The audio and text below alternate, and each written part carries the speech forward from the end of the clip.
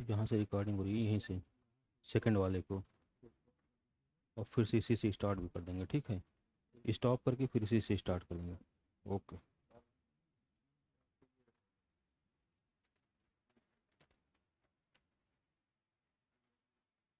हाँ इस हाँ हाँ, अब फिर यहीं से इसको कर देंगे तो वो चलाएगा। Okay.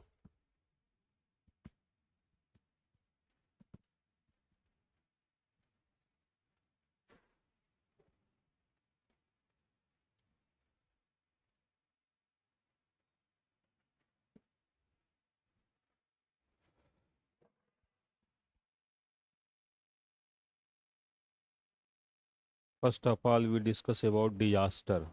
What is mean by disaster? आपदा का मतलब क्या है?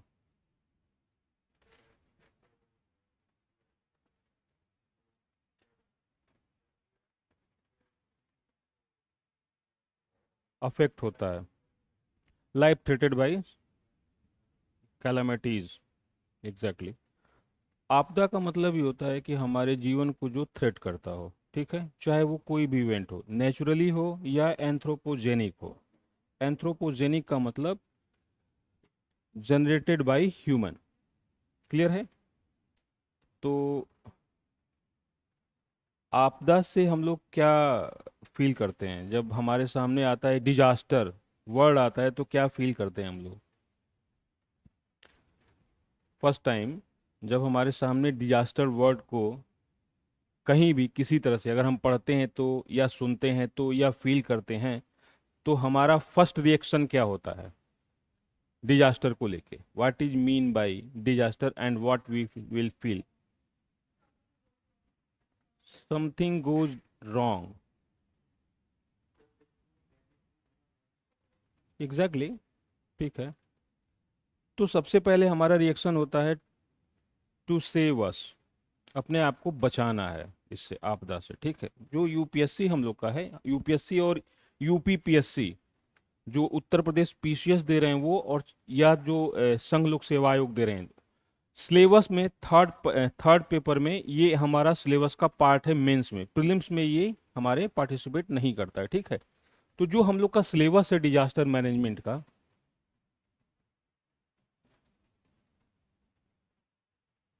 ये सिलेबस में बस यूपीएससी ने एक लाइन में डिफाइन कर दिया है, डिजास्टर एंड डिजास्टर मैनेजमेंट। बस एक लाइन है, हार्डली इसमें 3 वर्ड्स हैं। डिजास्टर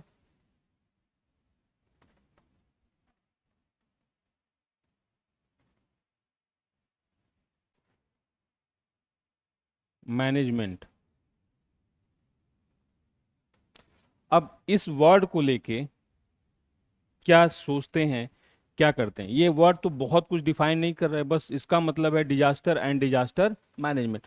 मतलब आपदा क्या होती हैं, फर्स्ट टर्म तो ये डिफाइन डिफाइन कर रहा है कि आपदा क्या होती हैं, इसको डिफाइन करना है, डिफिनीशन क्या है। इसी में छुपा हुआ है types of disaster. Types of disaster क्या होते हैं? हाँ ठीक है, नेचुरल एंड एंथ्रोपोजेनिक दोनों होते हैं। ठीक है।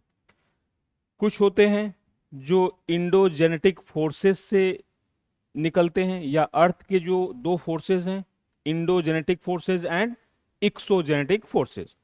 इंडोजेनेटिक फोर्स का मतलब है जो अर्थ के अंदर से वर्क करती हैं, इंटीरियर ऑफ द अर्थ में उनका फोर्स होता है। क्लियर है? जैसे अर्थक्वेक, वॉल्केनिक इरप्शन। नहीं, लैंडस्लाइड इंडोजेनेटिक फोर्सेस नहीं है। लैंडस्लाइड जो एक्सोजेनेटिक फोर्सेस हैं। क्लियर है? जितने भी हैं एक्सोजेनेटिक फोर्सेस में हो गया atmospheric storms, cyclone, flood, drought. Clear है? तो ये हो गया। नेचुरल का मतलब है कि जो नेचुरल काज से, या जिनको नेचर ने क्या किया है, उत्पन्न किया है। ठीक है। और एंथ्रोपोजेनिक का मतलब है जो मैन मेड है, या जिनके ओरिजिनेशन के लिए ह्यूमंस क्या है, रिस्पॉन्सिबल है। तो एक तो ये डिजास्टर वर्ड है, ये दो चीज डिफाइन करता है, एक definition and second is types, इसके प्रकार क्या है। ठीक है। मैनेजमेंट सबसे इंपॉर्टेंट है कि डिजास्टर आ गया, इसका मैनेजमेंट के लिए हमारे मेजरमेटिव्स क्या होने चाहिए, या हमारे कदम क्या होने चाहिए। अब इस वर्ड से हमें कुछ बहुत क्लियर नहीं हो पा रहा है कि हमको क्या करना है इसमें, या क्या इसको डिफाइन किया गया। ये क्या हमको डायरेक्शन देगा? प्रीवियस ईयर का क्वेश्चन। प्रीवियस ईयर का क्वेश्चन ये डिफाइन करेगा कि हमें क्या इसमें पढ़ना है, अप्रोच क्या होनी चाहिए। तो हार्डली, यूपीएससी में बता रहा हूं, हार्डली 1 to 2 क्वेश्चंस जो होते हैं each and every year, UPSC paper third mains में इससे पूछा जाता है। कभी एक क्वेश्चन होता है 15 मार्क्स का, या कभी 2 क्वेश्चन होते हैं 10 एंड 15 मार्क्स के। और कभी कभी क्या करता है ये, इन्वायरमेंट एंड इकोलॉजी के टॉपिक से इसको अटैच करके दे देता है।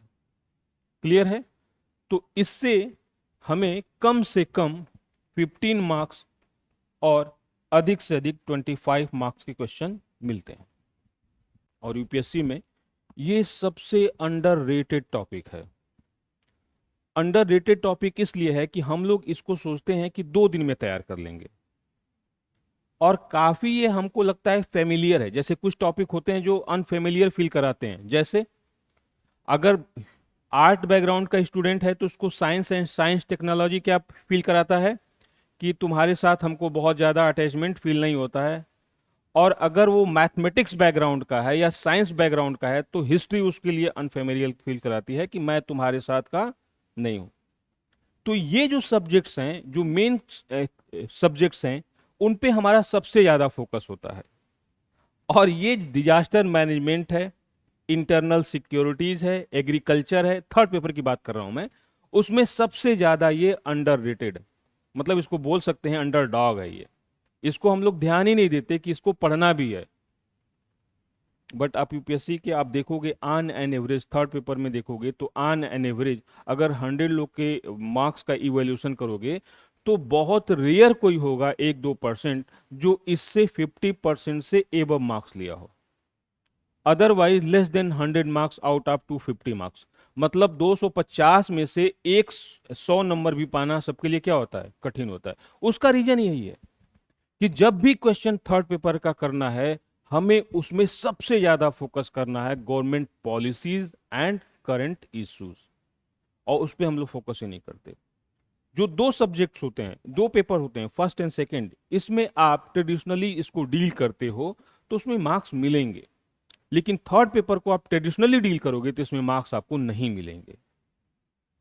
और थर्ड पेपर में हमेशा हम लोग मेन सब्जेक्ट पे फोकस करते हैं, Indian economy, environment and ecology. Third paper में मेजर पार्ट यही है। इंडियन इकोनॉमी में भी 2 पार्ट हैं, एक इंडियन इकोनॉमी का कोर जो पार्ट है, और सेकंड पार्ट उसका एग्रीकल्चर रिलेटेड होता है। आप देखोगे पेपर के एनालिसिस करते हुए कि थर्ड पेपर में सबसे ज्यादा क्वेश्चन किससे होते हैं? इंडियन एग्रीकल्चर सिस्टम से, उसकी प्रॉब्लम से, सॉल्यूशन से, पॉलिसीज से, या इंस्टीट्यूशनल फैक्टर से होते हैं।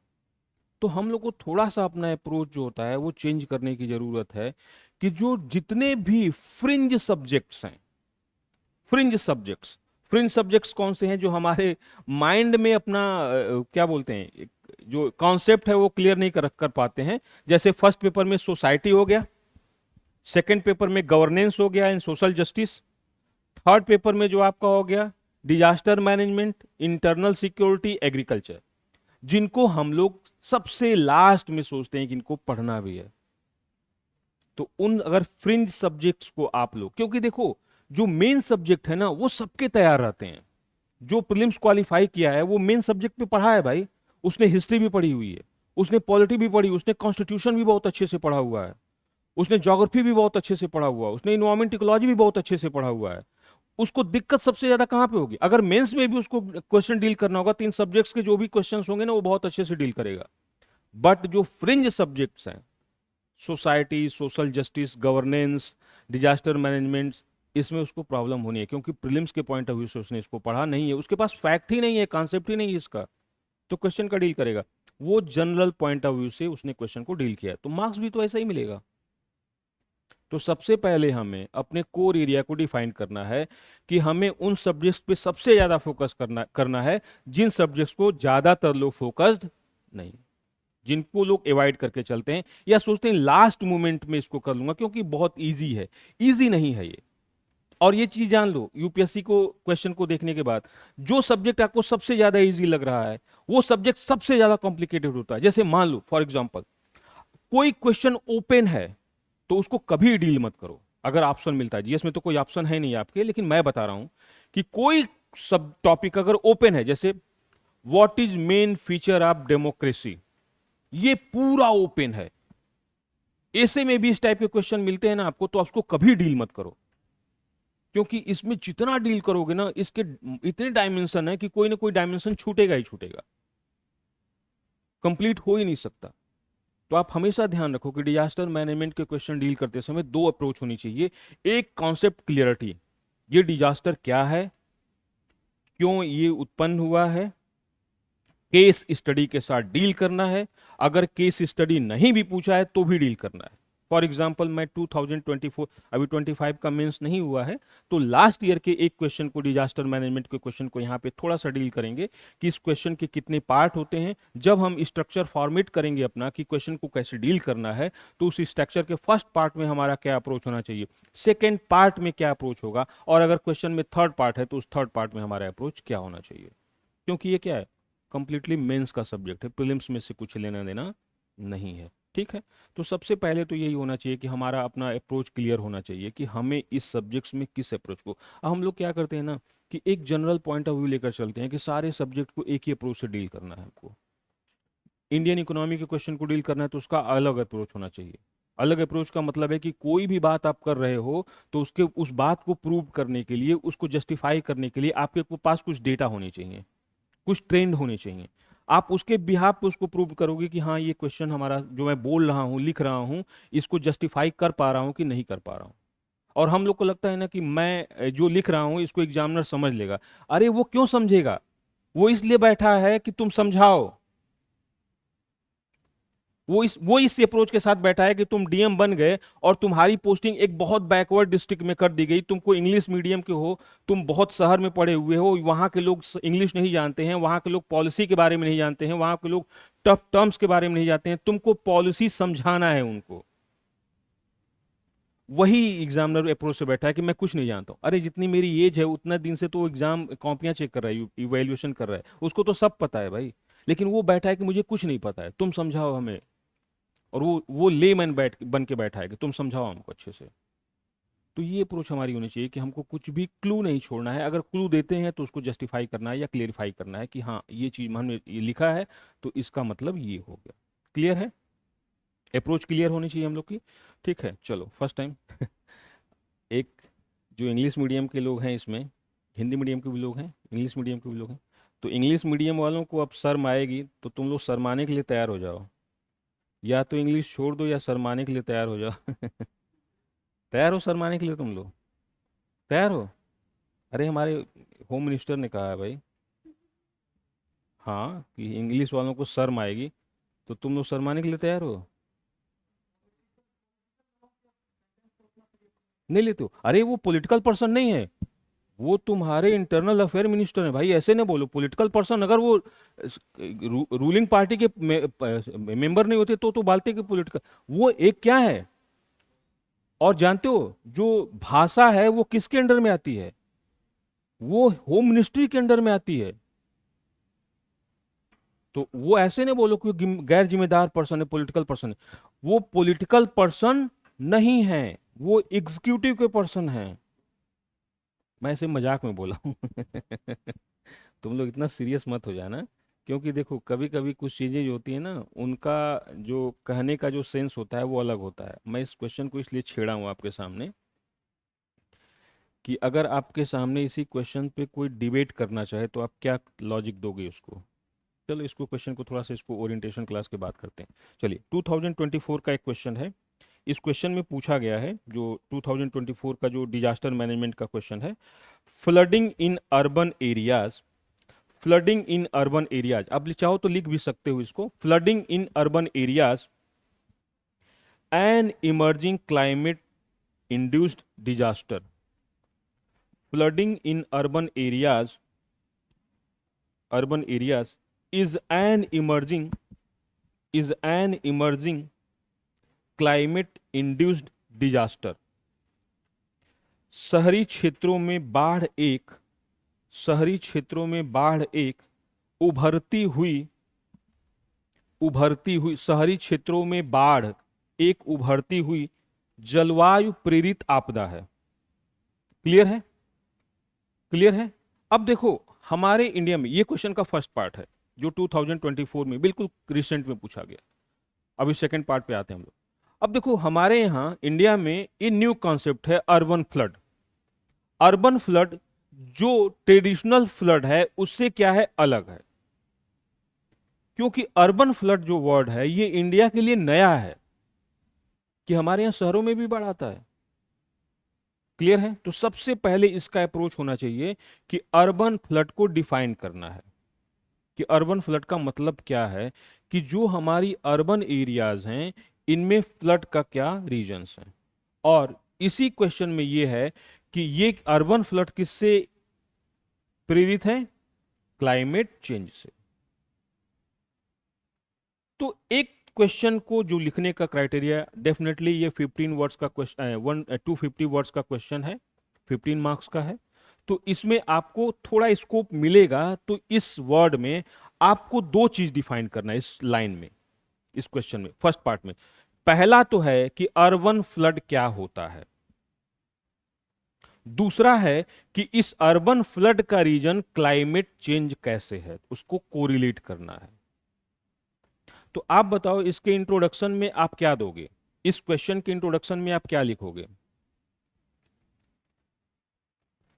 अरे आप बताओ, इसको इस क्वेश्चन के इंट्रोडक्शन में क्या लिखोगे? इंट्रोडक्शन जो होता है, हमारे हर क्वेश्चन का जो 3 पार्ट होते हैं, introduction, main body and conclusion. तो जो इंट्रोडक्शन होता है वो पूरे क्वेश्चन जितने वर्ड्स होते हैं उसका 15 या 10 to 15 वर्ड्स होते हैं, वो percentage.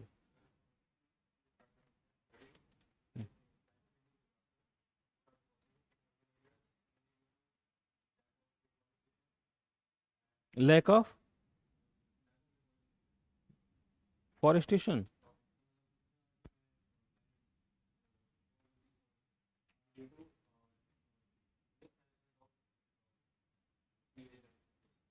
Drainage system in urban areas, exactly.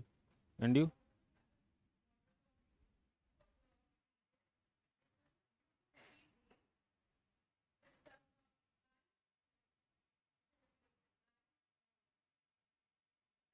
देखो, एक चीज समझ लो, फ्लड के दो पार्ट होते हैं।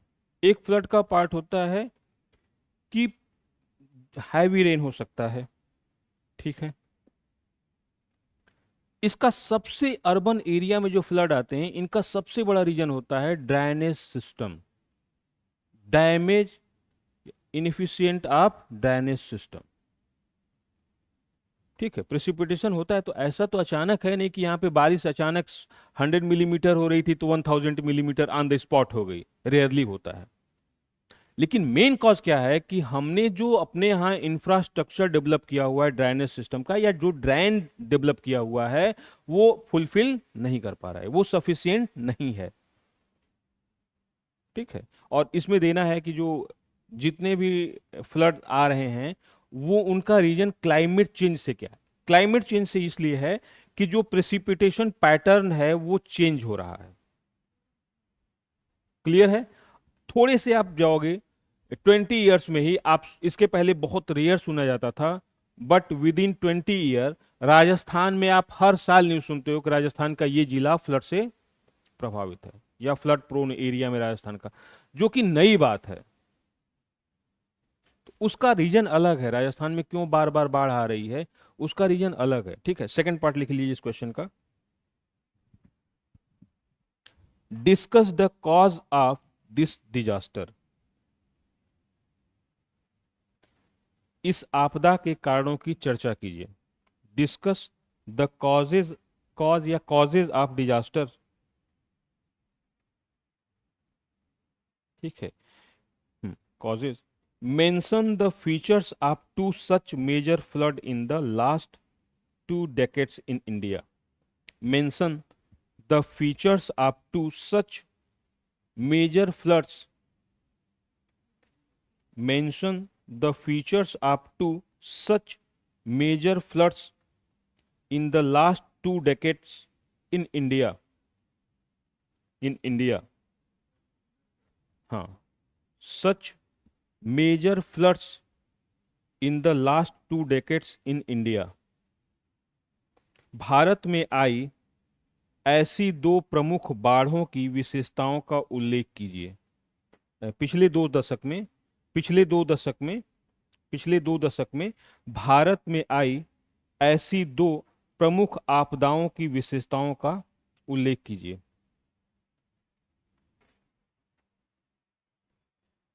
ठीक है, थर्ड पार्ट क्वेश्चन का लिखिए, थर्ड पार्ट इसी में इंक्लूड है।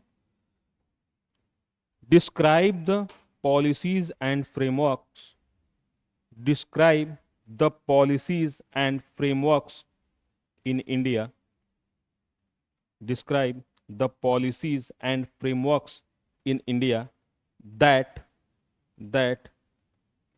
aim at tackling such floods that aim at tackling, मतलब टैकल करना, उसको कैसे उसको हम हैंडल करते हैं, tackling such floods, that aim, aim मतलब जिसको एम मतलब उद्देश्य, एम एट टैकलिंग मतलब टैकल करना उसको, टैकलिंग सच फ्लड्स, भारत की उन नीतियों और ढांचों का वर्णन कीजिए, भारत की उन नीतियों और ढांचों का वर्णन कीजिए जिनका उद्देश्य, जिनका उद्देश्य ऐसी बाढ़ों से निपटना है। ठीक है, ऐसी बाढ़ों से निपटना है। अब देखो इस क्वेश्चन में आपको मेजरली 3 पार्ट्स दिखाई दे रहे हैं, 3 पार्ट्स दिखाई दे रहे हैं। तो स्ट्रक्चर आपका 3 भाग, मेन बॉडी का स्ट्रक्चर क्या होगा, 3 पार्ट में होगा। इसमें सबसे ज्यादा इंपॉर्टेंट क्या है, इसका सबसे ज्यादा इंपॉर्टेंट क्या है, वो है हमारे इंडिया में फ्रेमवर्क एंड पॉलिसीज, कि इस तरह के फ्लड्स को कंट्रोल करने के लिए या इसके जो इफेक्ट हैं उनको रिड्यूस करने के लिए हमारे पास फ्रेमवर्क क्या है और पॉलिसी क्या है। क्लियर है? तो ये क्वेश्चन मैं इसलिए डिस्कस किया हूं कि देखो इस तरह के क्वेश्चन आएंगे जो बहुत कॉम्प्लिकेटेड होंगे। स्ट्रेट फॉरवर्ड क्वेश्चन नहीं पूछेगा यूपीएससी में, पीसीएस में स्ट्रेट फॉरवर्ड ही क्वेश्चन पूछता है। अगर यही क्वेश्चन पीसीएस में आया होता तो सिर्फ इस तरह से होता कि अर्बन फ्लड क्या है और इसको सॉल्व करने के लिए या टैकलिंग के लिए हमारे पास कौन सी पॉलिसीज एंड फ्रेमवर्क्स हैं। क्लियर है? क्वेश्चन में बस डिफरेंट होता है यूपी पीएससी और यूपीएससी में, सिलेबस सेम है क्योंकि यूपीएससी जो है जो सिलेबस दिया था, यूपी पीएससी ने इतना मेहनत नहीं किया, उस सिलेबस को सीधे उठाया। और मैं बहुत ध्यान से दोनों के सिलेबस को, एक दिन बैठ के खाली समय था तो सोचा दोनों के सिलेबस को, फर्स्ट पेपर सेकंड पेपर और थर्ड पेपर को टैली करूं कि कुछ डिफरेंट है कि नहीं। तो यूपीएससी ने अगर लिखा है डायरेक्ट एंड इनडायरेक्ट इफेक्ट, तो यूपी पीएससी ने लिखा है इनडायरेक्ट एंड डायरेक्ट इफेक्ट। बस यही अंतर है और कोई अंतर नहीं है, कॉपी पेस्ट किया हुआ है। बस अंतर कहाँ हो जाता है कि यूपीएससी में अभी भी ऑप्शनल सब्जेक्ट है, हाँ, और यूपी पीएससी में क्या किया गया है उसकी जगह पे यूपी स्पेशल का पार्ट इंक्लूड कर दिया गया पेपर 5 और पेपर 6 के नाम पे। क्लियर है? बस इतना ही डिफरेंट है और कोई डिफरेंट नहीं है। चलिए अपने टॉपिक्स पे हम आते हैं। तो यहाँ पे सबसे पहले टाइप्स ऑफ डिजास्टर जानना है कि ये डिजास्टर कौन कौन से हैं, कितने टाइप्स के हैं और इनके रीजंस क्या हैं, क्या कारण है इनके उत्पन्न होने के, और इंडिया में इनका डिस्ट्रीब्यूशन क्या है। क्लियर है? सेकेंड पार्ट आता है कि हमारे इंडिया में डिजास्टर मैनेजमेंट के लिए क्या पॉलिसीज हैं, कौन एजेंसीज हैं इसके लिए, और इस एजेंसीज में क्या हायरार्की है, और बाकी एजेंसी जो हैं हमारे यहाँ उनके साथ इनका किस तरह का कनेक्शन है, किसमें, इसको हैंडल करने में आफ्टर डिजास्टर। क्लियर है? यहां पे कोई कंफ्यूजन नहीं। ये चैप्टर जो है, टॉपिक है, ये बहुत इजी है, इसमें हम लोगों को बहुत मेहनत नहीं करनी है। लेकिन सिलेबस में इस तरह से डिफाइन किया है तो कुछ इसके टेक्निकल पार्ट को भी डिस्कस करेंगे हम लोग, ठीक है। अदरवाइज टेक्निकल पार्ट को डिस्कस नहीं करना होता है क्योंकि इससे क्वेश्चन जो आते हैं वो बहुत रेयर है कि इसके टेक्निकल पार्ट से क्वेश्चन पूछेंगे कहाँ से क्वेश्चन, किसी न किसी केस के सहारे। जैसे अर्बन फ्लड आ गया, ठीक है, कहीं पे साइक्लोन के से आ गया क्वेश्चन रिलेट करके करंट अफेयर से, कहीं पे आ गया अर्थक्वेक से रिलेटेड क्वेश्चन आ गया, तो आएगा तो क्वेश्चन करंट बेस्ड इशू से ही।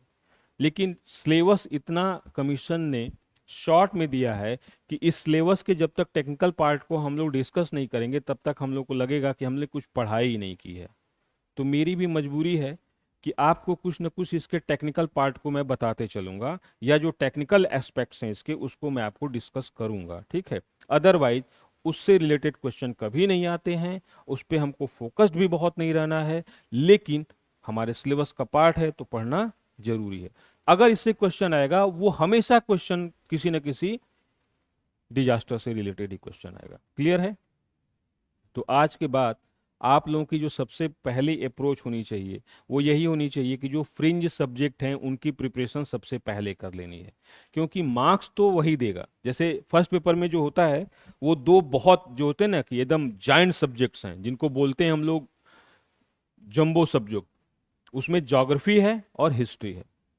इन दोनों के जो क्या बोलते हैं उसको ऑरा है, उस ऑरा में सोशल इशू दब जाता है, लेकिन on an average social issue से क्वेश्चन कितना आता है 70 मार्क्स का आउट ऑफ 250। सोचो नियर अबाउट कितना 30% कवर कर रहा है वो, 30%। और वो सिलेबस इतना इजी डिफाइन किया गया है यूपीएससी द्वारा कि हम लोगों को फील होता है कि इसमें कुछ पढ़ने की जरूरत नहीं है। क्या है भाई, वुमन से रिलेटेड कुछ बहुत इश्यूज दिए हुए हैं, ट्राइबल्स एरिया से ट्राइब से रिलेटेड दिए हैं, ठीक है, बाकी कुछ सोशल इश्यूज जो चलते रहते हैं करंट में उससे दिए हुए हैं। और उसमें हम लोग को लगता है कि इसमें बहुत ज़्यादा मेहनत नहीं करनी है, हमको मार्क्स मिल जाएगा, लेकिन सबसे ज़्यादा कम उसी में मार्क्स मिलते होंगे अगर यूपीएससी आपको कॉपी दिखा दे तो। और हम लोग को लगता है सबसे ज़्यादा हम लोग मेहनत कहाँ करते हैं, हिस्ट्री में करते हैं। और हिस्ट्री में मेहनत करते हुए मैंने देखा है स्टूडेंट को सबसे ज़्यादा मेहनत करते हुए वो वर्ल्ड हिस्ट्री में। और वर्ल्ड हिस्ट्री में हार्डली क्वेश्चन कितने मार्क्स का आता है, 10 मार्क्स का क्वेश्चन आएगा, 15 मार्क्स का आ जाएगा, इससे ज़्यादा क्वेश्चन नहीं आता। और सबसे ज़्यादा हम लोग हिस्ट्री को लेकर पैनिक होते हैं, वर्ल्ड हिस्ट्री को लेकर, ठीक है। तो थोड़ी सी हम लोग को अप्रोच अपनी बदलनी चाहिए। और एक चीज़ मैं कभी कभी फील करता हूँ, और ऐसा मैंने देखा है स्टूडेंट के साथ, बहुत अच्छे स्टूडेंट के साथ देखा है, कि वो सी सैट में बहुत ज़्यादा क्या डिफिकल्टी फील करते हैं कि कंफर्ट फील करते हैं। सी सैट में क्या है, अरे 33% क्वालिफाइंग, इजी है कि टफ है? सी सैट ईजी है क्वालिफाई करना कि टफ है? लाइटली लेते हैं इसलिए टफ है, अंडर एस्टिमेट करते हैं, कोई नहीं करता है, जो करता है बेवकूफ है। आफ्टर 2021 के बाद अगर सीसैट को कोई लाइटली लेता है तो वो फिर क्या है, डिजास्टरस है उसके लिए। क्योंकि 2021 के बाद कमीशन ने ऐसा चेंज किया है कि उसको क्वालिफाई करना क्या है, बहुत मुश्किल है भाई। एक बहुत अच्छे जो हम लोग के सर हैं होते हैं यूपीएससी में, जिनको बाबा की संज्ञा दी जा सकती है, मठाधीश की संज्ञा दी जा सकती है, जब 2024 का सीसैट का पेपर वो अपना डिस्कस कर रहे थे अपने यूट्यूब चैनल पे, तो उन्होंने कहा कि इस क्वेश्चन को कोई 4 घंटे में भी सॉल्व नहीं कर सकता, तो कमीशन ने देकर बेवकूफ़ी की है इस क्वेश्चन पेपर को, और सीसैट के क्वेश्चन पेपर को मुझे सॉल्व करने में 4 घंटे लग गए, कमीशन चाहता क्या है? उनका स्टेटमेंट सही था गलत था बताओ? गलत था, क्यों?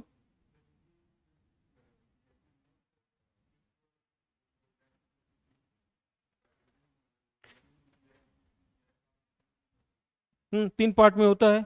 फर्स्ट होता है पैराग्राफ, 25 to 35 क्वेश्चन के आसपास इसका वेरिएशन चलता रहता है, लेस लेस देन 25 किसी साल आया ही नहीं है। हाँ, कंप्रिहेंशन जो पैराग्राफ होते हैं। सेकंड पार्ट होता है इसका मेंटल एबिलिटी एंड रीजनिंग, इसमें भी ऑन एन एवरेज 20 क्वेश्चन होते ही हैं, किसी साल 18 आ जाए किसी साल 22 आ जाए, अलग चीज है। थर्ड होता है मैथ, इसके भी ऑन एवरेज जो होते हैं 20 क्वेश्चन होते हैं। रेयर क्वेश्चन जो होते हैं डाटा इंटरप्रिटेशन है या डिसीजन मेकिंग है उससे रिलेटेड क्वेश्चन होते हैं। तो ये तीनों सेगमेंट जो बहुत इंपॉर्टेंट है। देखो कमीशन का जो मेन मोटो है वो ये है कि आपको 33% क्वेश्चन आपको लेके आना है। कमीशन में पहले ये था कि जो स्टूडेंट अगर पैराग्राफ पे चाहते थे तो पैराग्राफ कर लेते थे, इजी पैराग्राफ होते थे। जो मैथ के बैकग्राउंड मैथमेटिक्स बैकग्राउंड के होते थे वो मैथ और रीजनिंग में जाके कर लेते थे, जो बाकी कंपटीशन की तैयारी करते थे। तो उसमें क्या होता था ना कि 1 घंटा में करके वो रिलैक्स हो जाते थे सीसैट के पेपर को, और उसको बड़ा हल्के में लेते थे।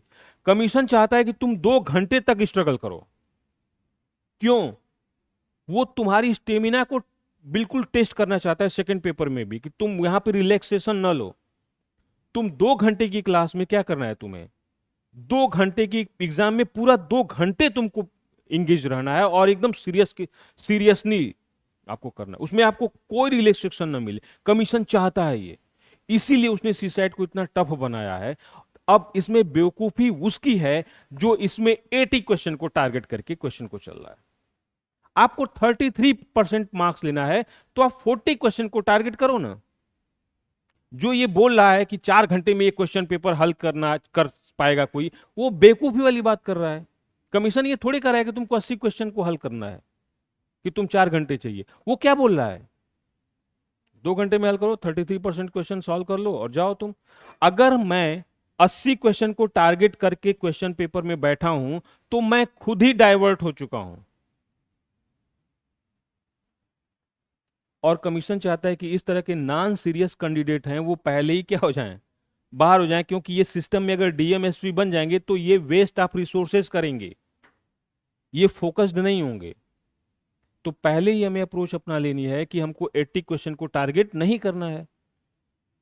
हमको एरिया बिल्कुल क्लियर होना चाहिए कि अगर मेरा मैथमेटिक्स बैकग्राउंड है तो हमको मैथ वाले क्वेश्चन पे जाना है और मेंटल एबिलिटी वाले क्वेश्चन पे जाना है, पैराग्राफ पे जाना ही नहीं है।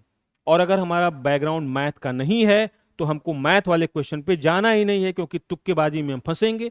तो हमको फोकस कहाँ करना है, पैराग्राफ पे। और प्रैक्टिस भी किससे करनी है, पैराग्राफ पे पहले से। तो कमीशन ये चाहता है कि आप फोकस्ड रहो एकदम। जो आपके पास रिसोर्सेज हैं, जैसे मान लो आप डीएम बन जाते हो और तुम्हारे डिस्ट्रिक्ट में तुम्हारे पास फोर्स ही दी गई है 1000 पुलिस कर्मियों की, और तुम ये उसको सही से यूटिलाइज नहीं करते हो, और तुम बार बार इसी चीज को अपनी लैकनेस शो करते हो कि मेरे पास अगर 10,000 की फोर्स होती ना तो मैं इसको संभाल लेता। नहीं है तुम्हारे पास, 1,000 से संभालने की कोशिश करो ना, यहां पे कुछ तो आउटपुट लेकर आओगे। और तुम अपनी लैकनेस शो करोगे कि मेरे पास फोर्स नहीं थी, नहीं तो मैं संभाल लिया होता, तो तुम कुछ करोगे ही नहीं, पहले ही हार मान जाओगे। तो कमीशन चाहता है कि उस तरह के माइंडसेट के लोग पहले ही सिलेक्शन प्रोसेस में बाहर चले जाएं, जिनके पास पेशेंस नहीं है, जो फोकस्ड नहीं है, और जो एकदम हमारे रिसोर्स को मैक्सिमम यूटिलाइजेशन के मोटो से नहीं है। तो वो पहले ही चाहता है कि इस टाइप के लोग ना ना आए। और जानते हो 10 से 5% लोग इसी फ्रस्ट्रेशन में क्वेश्चन पेपर गलत कर देते होंगे, कि वो पहले 80 क्वेश्चन को ही लेके टारगेट करते होंगे कि जय भवानी करके 80 क्वेश्चन पे टूट पड़ो एकदम, कि भाई 80 क्वेश्चन मेरी ग्रिप में है, और पता चलता है लास्ट में उनकी ग्रिप में क्वेश्चन रहता ही नहीं है, वो खुद ही क्वेश्चन की ग्रिप में है। क्लियर? तो फोकस्ड होना चाहिए हम लोग को। अब हम लोग अपने टॉपिक पे आते हैं, डिजास्टर मैनेजमेंट का जो मेन टॉपिक है।